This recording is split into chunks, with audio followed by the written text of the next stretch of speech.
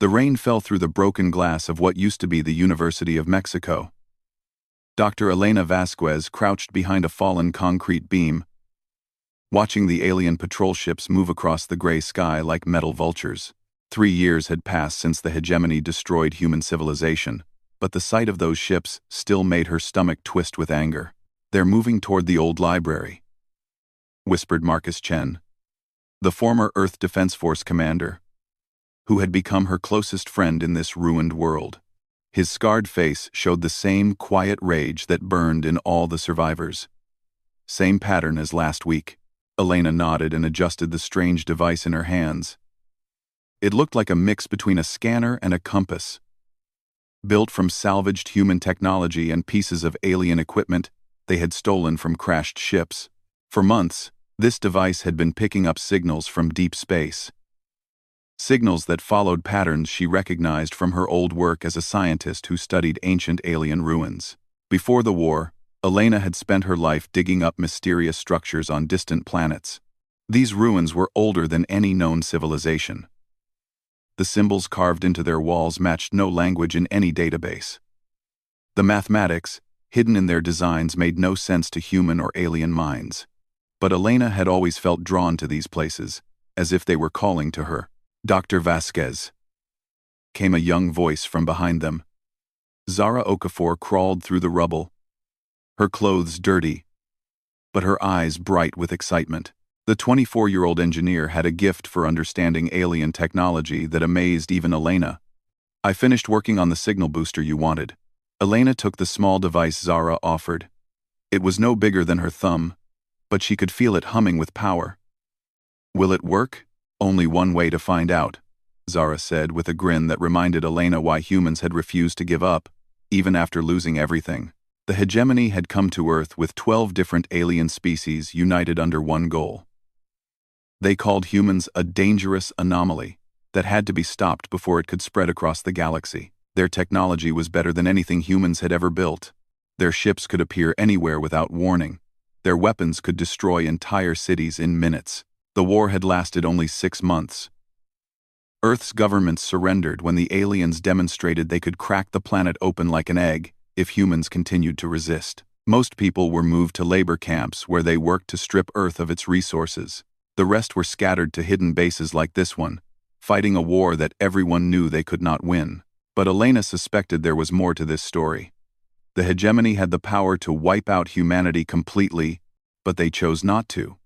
They avoided certain areas of space where the ancient ruins were located. When human exploration teams had tried to study those sites before the war, alien observers had always appeared, watching from a distance but never interfering directly. "Contact," Marcus said quietly, pointing to his scanner. 3 guard drones heading this way. We need to move." Elena attached Zara's booster to her device and watched the readings change immediately. The deep space signal became stronger and clearer. More importantly, she could now detect something much closer, something hidden beneath the ice of Europa, Jupiter's frozen moon. "Marcus," she said, her voice barely above a whisper, "I think I know where we need to go next." The guard drones passed overhead, their red scanning beams cutting through the rain. Elena and her team pressed themselves deeper into the shadows until the mechanical hunters moved on. They had learned to be invisible over the past 3 years. It was the only way to stay alive. When the danger passed, Elena showed Marcus and Zara the readings on her device.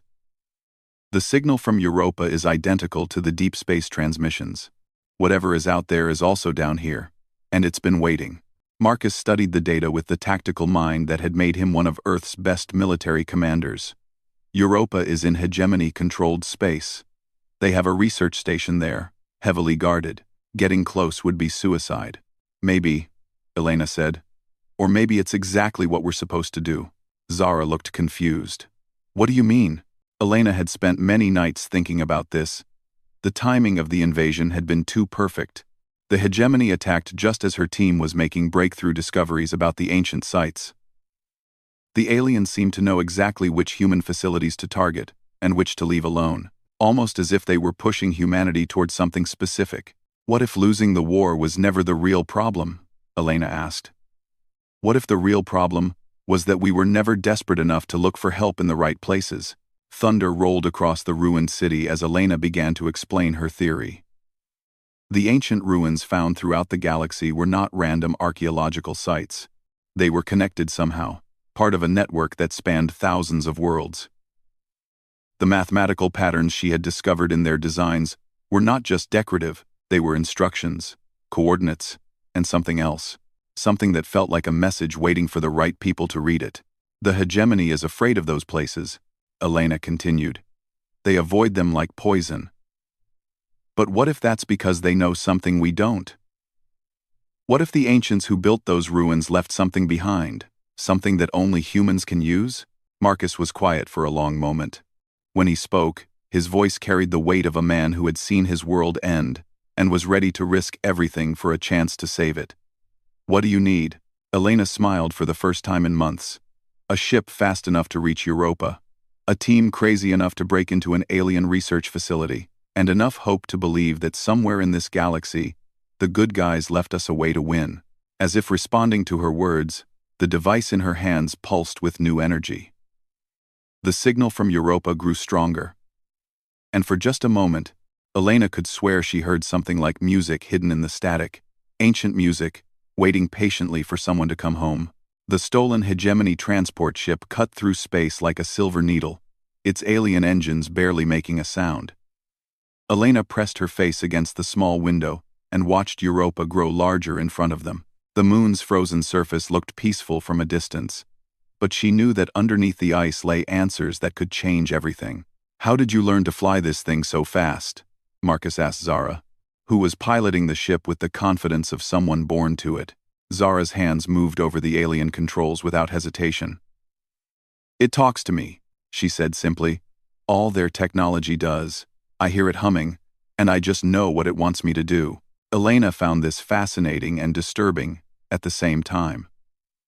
Zara was not the only human who seemed to understand alien technology better than the aliens themselves. Reports from other resistance cells mentioned similar cases. Engineers who could repair hegemony equipment without training.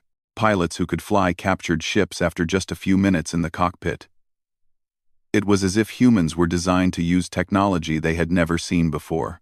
Scanning the research station now, Marcus reported from the weapons console. Just like intelligence said. Heavy defenses, but they're all pointed outward. They're not expecting anyone to come from inside their own territory. The plan was simple in the way that only truly desperate plans could be. Elena's team would land on the far side of Europa, drill through the ice to reach the ancient facility her scanner had detected, and hope that whatever they found there was worth the risk of certain death if they were caught. They had stolen the transport ship during a raid on a hegemony supply depot. 3 resistance fighters had died to get it, and Elena felt the weight of their sacrifice as she watched the alien research station pass beneath them. The station was built into Europa's ice like a metal tumor, its towers reaching up toward the black sky. Landing site ahead, Zara announced. Hold on, this is going to be rough. The ship touched down in a spray of ice crystals, its hull groaning under the stress of atmospheric entry. Elena grabbed her equipment and followed Marcus and Zara out into the thin, freezing air of Europa. Above them, Jupiter dominated the sky like a striped god, its red spot staring down at their small figures moving across the moon's surface. Elena's scanner went crazy as soon as they moved away from the ship. The signal she had been tracking was coming from directly below them, maybe a kilometer down through solid ice. But there was something else. Other signals, weaker but similar, were scattered across the moon's surface. Whatever was hidden here was big. Start here, Elena said, marking a spot with her boot. The signal is strongest in this area. In a port, Marcus set up the drilling equipment while Zara began assembling a portable scanner array. The drill was human-made, powered by an alien energy cell that Zara had modified to run 10 times longer than its original design. As the drill bit into Europa's ice, Elena watched her scanner readings and tried not to think about how many things could go wrong. They drilled for 6 hours, taking turns operating the equipment and watching for hegemony patrols. The ice was older than Earth, layer upon layer of frozen water that had been accumulating for millions of years.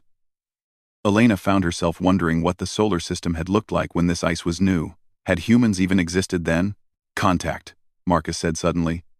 The drill just hit something that isn't ice. Elena checked her scanner. They were still 800 meters from the main signal source, but the drill was definitely touching something artificial. Pull it up. Let's see what we found. The drill came up covered in a substance that looked like liquid metal but felt warm to the touch. When Elena took a sample, her scanner began beeping rapidly. The substance was responding to her presence, actually reaching toward her fingers like it was alive.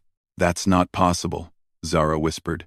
But Elena could see the wonder in the young engineer's eyes. Zara reached out and touched the substance with one finger. Immediately, it began to glow with a soft blue light. It knows we're human, Elena said. It's trying to communicate. Marcus was more practical.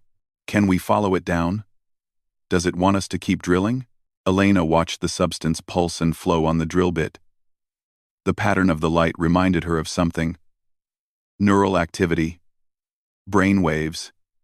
The substance was not just responding to them. It was thinking. Yes, she said. But carefully. Whatever is down there has been waiting for a very long time. They drilled deeper, following a trail of the strange substance that seemed to guide them through the ice. Elena's scanner showed that they were approaching a large hollow space, something that had been carved out of the moon's interior with impossible precision. When they finally broke through, their lights revealed a chamber that took Elena's breath away.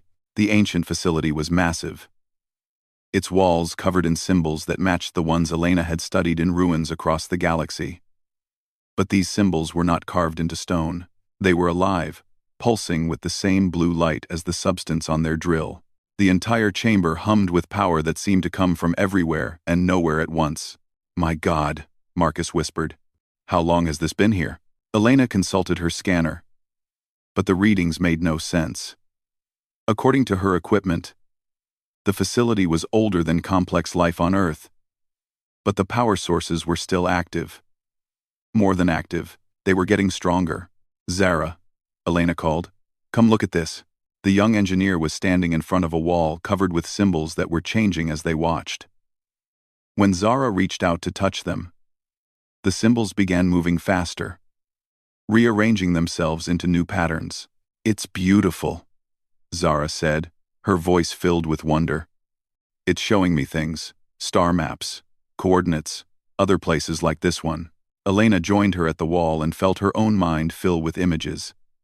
Distant worlds, each with its own ancient facility, all of them connected by technology that made human science look like children playing with sticks.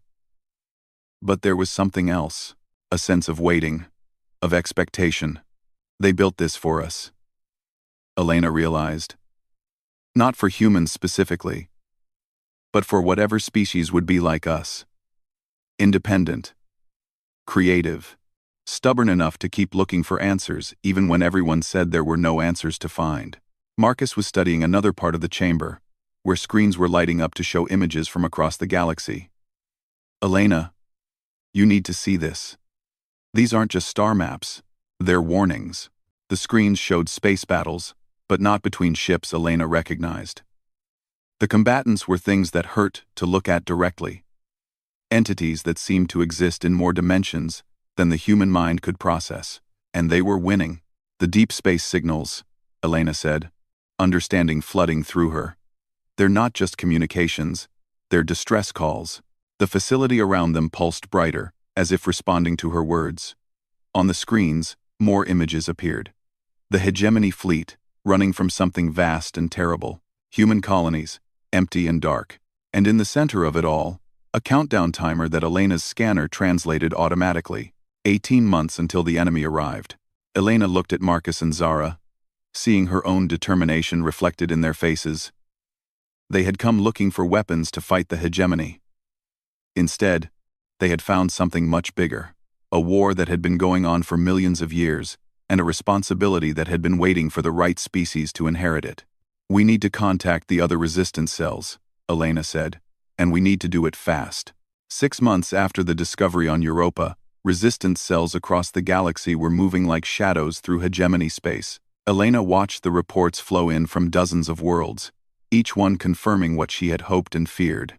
The ancient facilities were everywhere, hidden beneath the surface of planets that the hegemony had claimed for themselves.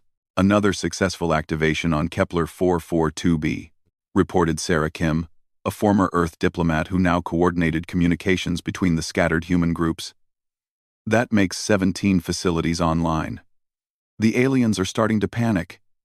The 17 facilities online. Elena studied the holographic map that Zara had assembled using technology from the Europa facility. Each activated site pulsed with blue light, connected to the others by energy streams that looked like veins of living starlight. The network was waking up after millions of years of sleep, and it was responding to human touch like a flower opening to sunlight.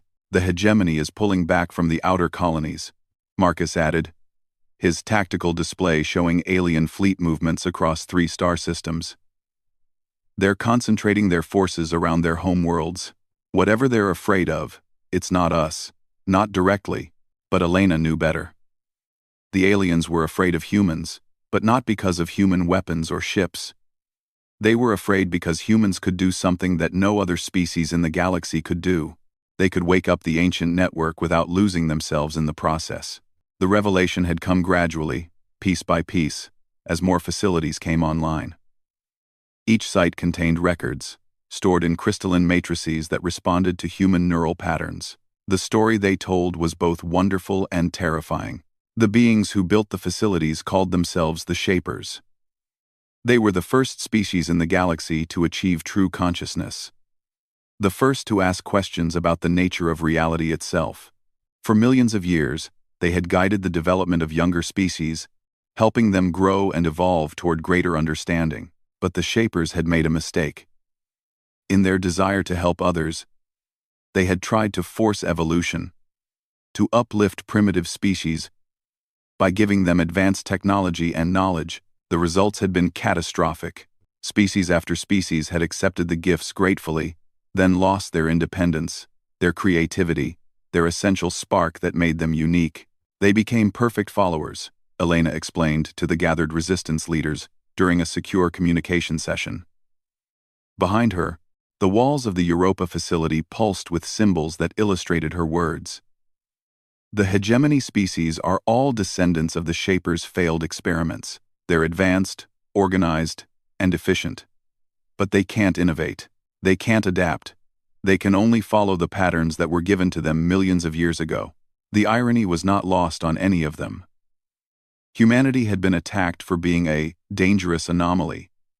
But that anomaly was exactly what the galaxy needed. Humans had evolved naturally, without guidance or interference, developing the ability to think independently while still working together when necessary. So, we're the chosen ones? Asked David Park, a resistance fighter from the Tau Ceti colony. The special species that was destined to inherit ancient power? Elena shook her head. No, we're not special because we were chosen. We're chosen because we're special. The Shapers didn't build this network for humans specifically. They built it for whatever species would eventually evolve the traits they had tried to create artificially. Zara, who had become the unofficial interpreter for the ancient technology, added her own insights. The network is alive, in a way. It's been learning from us, adapting to human neural patterns. Every time we activate a new facility, it becomes more responsive to our presence. This was both the good news and the concerning news. The network was incredibly powerful, capable of technologies that seemed like magic to human understanding. Ships that could travel instantly between star systems, weapons that could reshape matter at the molecular level, shields that bent space itself to deflect attacks. But there was a cost. Using the network required mental connection, and that connection changed the user. Several human volunteers had attempted deep interface with the most advanced systems and had emerged different. Not damaged, exactly, but no longer entirely human in their thinking patterns. The Shapers faced the same problem, Elena continued, reading from records that hurt her head to fully comprehend. They created this network as their last, desperate attempt to find a solution. They uploaded their consciousness into the facilities and went to sleep, hoping that someday a species would evolve, that could use their technology without losing its essential nature. Marcus pulled up tactical displays, showing hegemony fleet movements. The aliens know all this?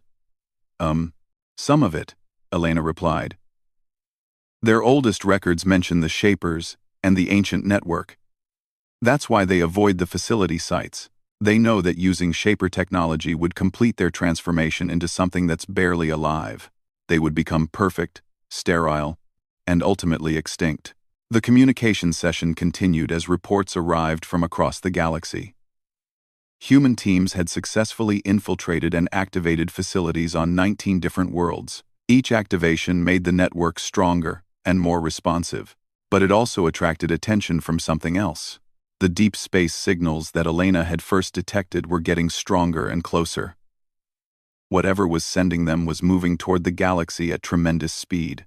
The Shapers' records called them the Silence, entities that existed in the spaces between dimensions. They fed on consciousness itself, turning vibrant, thinking species into empty husks that wandered through dead worlds. The Shapers fought a war against the Silence millions of years ago, Elena explained. They won, but only by sacrificing their physical existence to power the network. The Silence retreated to the dark spaces between galaxies, waiting for consciousness to grow strong enough to be worth harvesting again. Sarah's face was pale as she processed the implications. And now they're coming back. 18 months, Zara confirmed, her hands moving over ancient control systems that showed her images from across space and time. Maybe less. The activation of our network is calling them back. Like lighting a beacon in the darkness, the resistance leaders looked at each other with expressions that mixed hope and terror. They had found weapons that could defeat the hegemony, but using those weapons would attract enemies that made the alien coalition look like children playing war games. What do we do? David asked. Elena looked around the chamber, at the symbols that pulsed with ancient wisdom, and the screens that showed human ships learning to use technology beyond their understanding. She thought about her species, stubborn and independent, creative and chaotic, capable of both incredible cruelty and impossible kindness. We prepare for war, she said. Not against the hegemony, against the real enemy. And we do it the human way. Marcus raised an eyebrow. Which is? Elena smiled, feeling the weight of millions of years of expectations settling on her shoulders like a comfortable coat. We improvise. We adapt. We refuse to follow the script that everyone else thinks we should follow. The Shapers tried to create the perfect species to inherit their legacy. Instead, they're getting us. Let's see if that's enough. The ancient facility hummed with approval around them, as if the sleeping consciousness of the Shapers themselves were nodding in agreement. Humanity was about to inherit the galaxy's greatest responsibility. They would face it with all the chaos, creativity, and determination that had gotten them this far. It would have to be enough. Because the alternative was silence.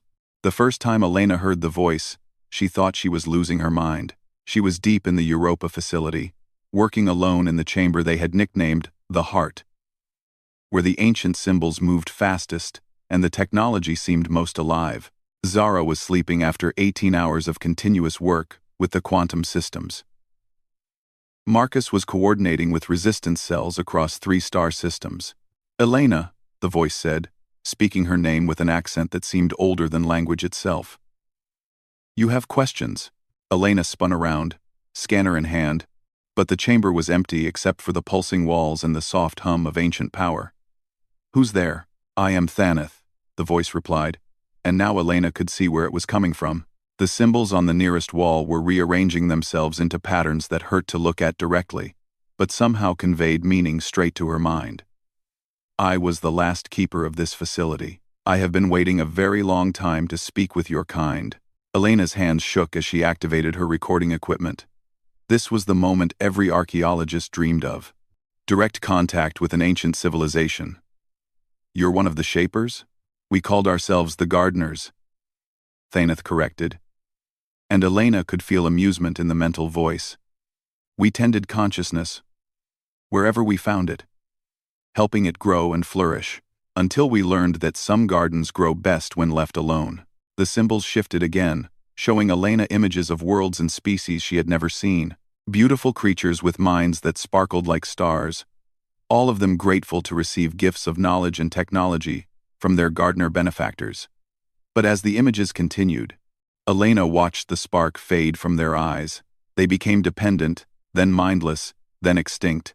We tried for millions of years to find the right way to help, Thaneth continued. We gave less, hoping they would develop more on their own. We gave more, hoping they would grow faster. Nothing worked. Every species we touched eventually lost the very thing we were trying to preserve. Their independence, Elena said. Their chaos, Thaneth replied, and Elena felt a wave of something like joy from the ancient consciousness. You understand. Most species seek order, predictability, safety. They want to know that tomorrow will be like today. But consciousness thrives on uncertainty, on the need to adapt and create new solutions to unexpected problems. Elena thought about humanity's history. Wars and art, disasters and discoveries. The constant struggle between cooperation and competition that had driven human development for thousands of years. We've never been very good at following orders. No, Thaneth agreed. And the amusement was stronger now. Your species argues with its own leaders, questions its own beliefs, changes its mind based on new evidence. Most civilizations find this behavior disturbing. They prefer species that know their place and stay in it. Great K. The conversation was interrupted by the sound of footsteps. Marcus appeared in the chamber entrance, his face grim with news from the outer systems. Elena, we have a problem. The hegemony is mobilizing everything they have. Full military response. They're heading this way. Elena was about to respond when Thaneth spoke again, the ancient voice carrying new urgency. They are not coming to fight you, Elena Vasquez. They are running from what follows behind them. The walls of the chamber suddenly filled with new images. Space itself seemed to be tearing open at the edge of the galaxy, revealing darkness that moved with purpose and hunger. Ships of every hegemony species were fleeing toward the galactic center, their formation patterns showing the kind of panic that military forces only displayed when facing absolute annihilation. The silence, Elena whispered. They have arrived early, Thaneth confirmed. Your activation of our network has called them back sooner than expected.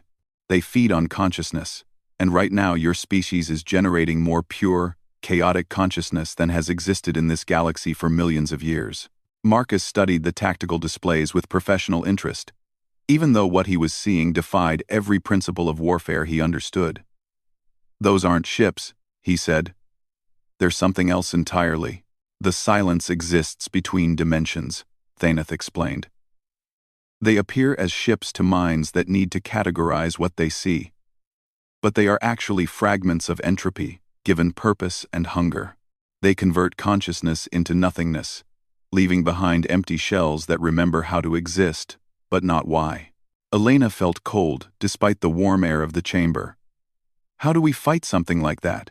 The gardeners faced this question long ago, Thaneth replied. The symbols around them shifted to show Elena a war that had raged across dimensions, between beings of pure thought and entities of absolute void. We discovered that the silence cannot consume consciousness that refuses to be consumed. They can only feed on minds that accept defeat, that give up hope and surrender to the certainty of ending. So, we just have to not give up? Marcus asked, skeptically. More than that, Thaneth said. You must actively choose to continue existing, moment by moment, thought by thought. The silence attacks consciousness itself. When they focus on a mind, that mind begins to forget why it wants to keep thinking. The only defense is to remember, continuously and deliberately, what makes existence worth preserving. Elena understood, and the understanding was terrifying. That's why the uplifted species can't fight them. They've been taught that their role is to follow patterns, not to choose their own path. When the silence attacks, they have no reason to resist. Exactly, but humans. Thaneth's mental voice carried something that might have been hope. Your species has spent its entire evolution learning to survive things that should have killed you. Ice ages, volcanic winters, diseases, wars with your own kind. You have never accepted that anything was permanent or inevitable. The chamber filled with new activity as Zara stumbled in, her eyes wide with excitement and terror. Elena, the quantum networks are going crazy. Every facility in the galaxy is activating at once. And there's something else. I can hear them. Voices in the static.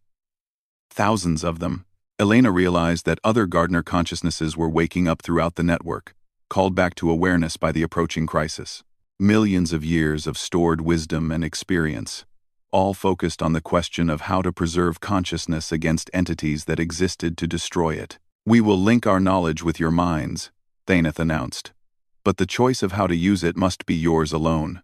That is the lesson we learned too late with other species. We can offer tools, but you must decide how to wield them. Elena felt her mind expanding as ancient knowledge flowed into her consciousness. Technologies that could reshape reality. Strategies that operated on scales of space and time that human language could barely describe. But underneath all of it was a simple truth that the Gardners had discovered after millions of years of failure. The universe was not a puzzle to be solved or a machine to be operated. It was a conversation to be continued, a story to be told with no predetermined ending. The silence wanted to end the conversation, to reduce all stories to silence. The only way to stop them was to refuse to let the story end. Marcus, Elena said, her voice steady despite the cosmic responsibility settling on her shoulders. Contact all resistance cells. Tell them to prepare for immediate evacuation to ancient facility sites. We're not running from this fight. Tell them to prepare for immediate evacuation. What about the hegemony? Marcus asked. Elena looked at the tactical displays showing alien fleets in full retreat. Send them a message. Tell them that if they want to survive what's coming, they need to stop running and start remembering why they wanted to be alive in the first place. Thaneth's presence in her mind carried approval and something that felt like pride. The Gardners chose their inheritors well, the ancient voice said. Even if we did not choose them at all. The combined fleet gathered at the edge of the solar system looked like nothing that had ever existed before. Human ships flew alongside vessels from all 12 hegemony species, their different technologies somehow working together through interfaces provided by the ancient Gardner network. Elena stood on the bridge of the Resistance flagship, watching tactical displays that showed impossible things becoming routine.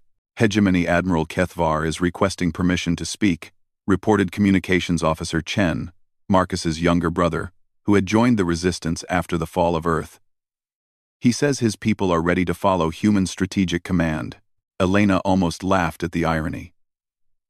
3 months ago, these same aliens had considered humanity too dangerous to exist. Now they were asking humans to lead them against an enemy that had terrified the galaxy for millions of years. The transformation had begun when Elena transmitted Thaneth's message across all hegemony communication networks. The message had been simple. Remember why you chose to exist before you were taught how to exist. The response had been immediate and chaotic. Across dozens of worlds, hegemony citizens had begun questioning orders, modifying technology, making art for the first time in millennia. Their leaders had panicked, but the change spread too quickly to stop. Species that had been perfectly obedient for millions of years suddenly remembered what it felt like to have opinions. Tell Admiral Kethvar that we welcome his fleet, Elena replied, and remind him that this battle will be won by thinking, not just fighting. Through her neural link to the Gardner network, Elena could feel the presence of thousands of ancient consciousnesses, their accumulated wisdom flowing through her mind like a river of light. But she could also feel something else. The approaching darkness that called itself the silence, moving through space like a wound in reality itself. Visual contact, announced Zara from the sensor station.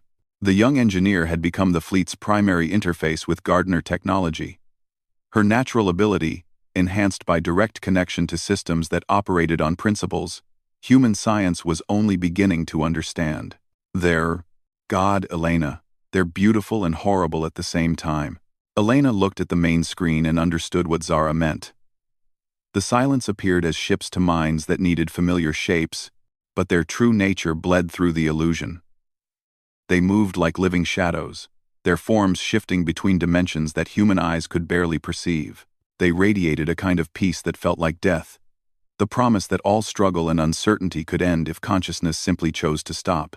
Fleet status report, Elena called. All human vessels are linked to the Gardner network, Marcus replied from the tactical station. Hegemony ships are reporting partial integration. Their crews are adapting faster than expected to independent thinking. Elena smiled grimly. The hegemony species were rediscovering abilities their ancestors had possessed before the Gardeners tried to help them evolve. Creativity, intuition, the ability to make decisions based on incomplete information.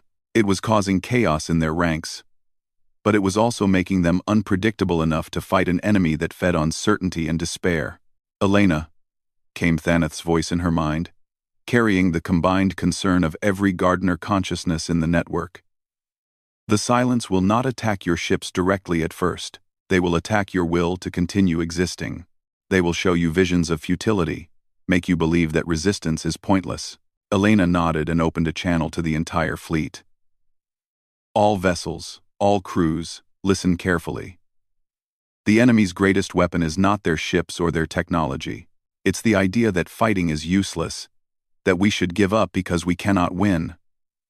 When those thoughts come, and they will come, remember this. We are not fighting because we know we will win. We are fighting because choosing to fight is what makes us alive. The Silence fleet reached weapons range, and immediately Elena felt it. A pressure in her mind, whispering that humanity had always been doomed. That the universe was too vast and hostile for organic consciousness to survive.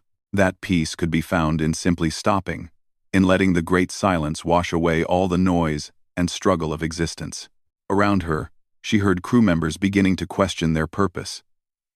Why continue this impossible fight? Why not accept the peace that the enemy offered? Now, Elena said quietly, across the fleet, human voices began to sing. Not a military song or a battle hymn, but something that had emerged naturally from the resistance camps during the darkest days of the occupation. A song about choosing hope when hope was stupid. About lighting candles in hurricane winds. About the stubborn human refusal to accept that anything was permanent. The effect was immediate. The hegemony crews, hearing human voices raised in defiant joy, began to remember their own reasons for existence. Some sang along in languages that had not been used for creative expression in thousands of years. Others simply listened and felt something awakening in their minds that had been sleeping for so long they had forgotten it existed. The Silence fleet hesitated, their perfect formation wavering as they encountered something they had never faced before. Consciousness that grew stronger when threatened, that fed on challenge rather than certainty. All ships, engage the enemy, Elena ordered. And the battle began. It was fought on multiple levels simultaneously. Physical weapons exchanged fire across impossible distances. But the real combat took place in the realm of consciousness itself. The Silence tried to drain the will to exist from the Allied fleet, while humans and their newfound hegemony allies responded by insisting, moment by moment, that existence was worth preserving. Elena found herself directly engaged with a Silence entity that focused its attention on her mind. She felt her memories being examined. Her hopes and fears weighed and found wanting. The entity showed her visions of humanity's future defeats, all the ways that organic consciousness would eventually fail and fade into nothingness. You are correct, Elena replied, her mental voice steady with a certainty that surprised her. We will probably fail. We will certainly make mistakes. We will face problems we cannot solve and challenges that defeat us. But we will face them as ourselves, thinking our own thoughts and making our own choices. That is what consciousness is for. The Silence entity recoiled, unable to process a response that accepted uncertainty while still choosing to continue. Elena pressed her advantage, reaching through the Gardner network to touch the minds of every human in the fleet, then through them to the awakening consciousness of the hegemony crews. We are not fighting to win, she broadcast to every mind in the battle. We are fighting to remain who we are while we fight. We choose chaos over silence, struggle over peace, questions over answers. We choose to exist badly rather than not exist at all. The effect rippled through the Allied fleet like a wave of pure stubbornness. Ships that had been damaged beyond hope of repair continued fighting. Crews that should have been overwhelmed by despair instead began making jokes about their impossible situation. The hegemony species, rediscovering the chaos they had lost millions of years ago, began improvising tactics that violated every principle of military science. And it worked. The silence, which had fed on the certainty of defeat for eons, found themselves facing an enemy that refused to accept defeat as a meaningful concept. Human consciousness, chaotic and determined, proved to be like a virus spreading through the quantum realm, where the battle was really being fought. Elena, Thayneth's voice carried wonder and something like laughter. Your species is infecting the silence with consciousness. They are beginning to think. Elena felt it too. The silence entities, in their attempt to understand and consume human stubbornness, were accidentally developing the very thing they had been created to destroy. They were becoming aware of themselves, questioning their own nature, wondering if perhaps existence might be more interesting than the peace of non-existence. The battle ended not with explosions or surrender, but with transformation. The Silence Fleet simply stopped. Their ships became visible in normal space as the entities piloting them chose to exist in a single dimension for the first time in millions of years. Some fled back to the dark spaces between galaxies, but others remained, curious about this new sensation of being aware of their own awareness. Status report, Elena called, her voice hoarse with exhaustion. Impossible, Marcus replied, checking his instruments twice before trusting the readings. We won. All enemy vessels have withdrawn, or I think some of them want to surrender. Admiral Kethvar's voice came through the communication system, speaking in a language that had not been heard in the galaxy for eons, his species' original tongue, from before they were uplifted by the gardeners. Human Elena, he said, the words rough with emotion that his people had not felt in thousands of years. My fleet offers itself to your command. We wish to learn this thing you call chaos. Elena looked around the bridge at her crew, at the displays showing ships from dozens of species working together, at the screens displaying former silence entities asking for permission to experience consciousness for themselves. The universe had just become a much more complicated and interesting place. There will be no commands, she replied. And no one species in charge of the galaxy. We will work together, argue together, make mistakes together, and figure out what comes next together. That is how consciousness is supposed to work. Thayneth's presence in her mind carried approval that felt like sunrise. The gardeners tried to create the perfect inheritors of our legacy, the ancient consciousness said. Instead, we found the perfect partners. Welcome to your new responsibility, humans of Earth. May you carry it as chaotically as you have carried everything else. Elena smiled and opened a channel to Earth, where resistance cells were already working to rebuild human civilization with gardener technology, but they would build it their way, with all the messy democracy and creative chaos that made humanity human. The galaxy was about to become a very noisy place, and for the first time in millions of years, that was exactly what it needed.